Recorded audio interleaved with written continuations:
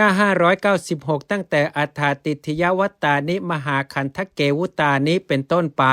ติทยวัตร8ได้กล่าวแล้วในมหาคันธกะคำว่าอุปสัมปทามีวาจา8ท่านกล่าวหมายถึงอุปสมบทของภิกษุณีทั้งหลาย2บทว่าอัฏฐานังปัจจุฏฐาตพังมีความว่าภิกษุณีทั้งหลายนอกนี้พึงลุกขึ้นให้อาสนะแก่ภิกษุณี8รูปในหอฉัน2บทว่าภิกขุโนวาทโกอัฏฐหิมีความว่าภิกษุผู้ประกอบด้วยองค์8อันสงฆ์พึงสมมุติให้เป็นผู้สอนภิกษุณี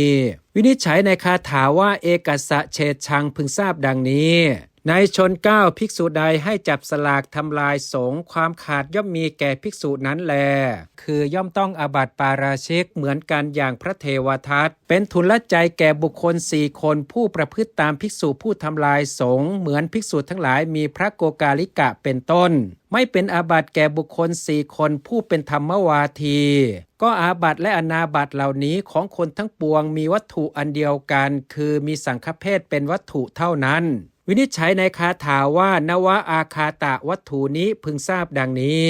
บทว่านวหิมีความว่า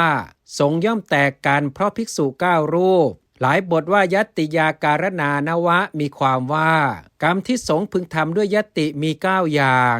คำที่เหลือตื้นทางนั้นหลายบทว่าทัสสะปุคลานาภิวาเทตภาได้แก่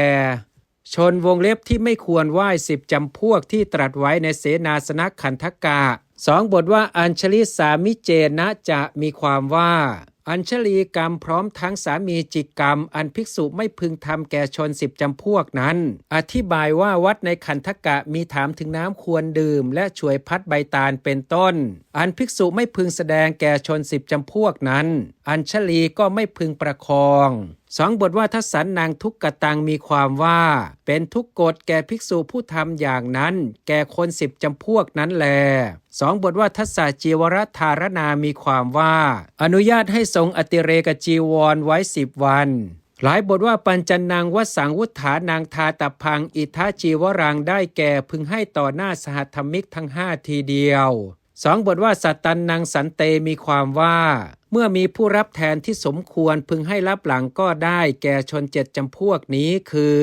ภิกษุผู้หลีกไปต่างทิศภิกษุบ้าภิกษุผู้มีจิตฟุ้งซ่านภิกษุผู้ถูกเวทนาครอบงำและภิกษุที่ส่งยกวัด3พวก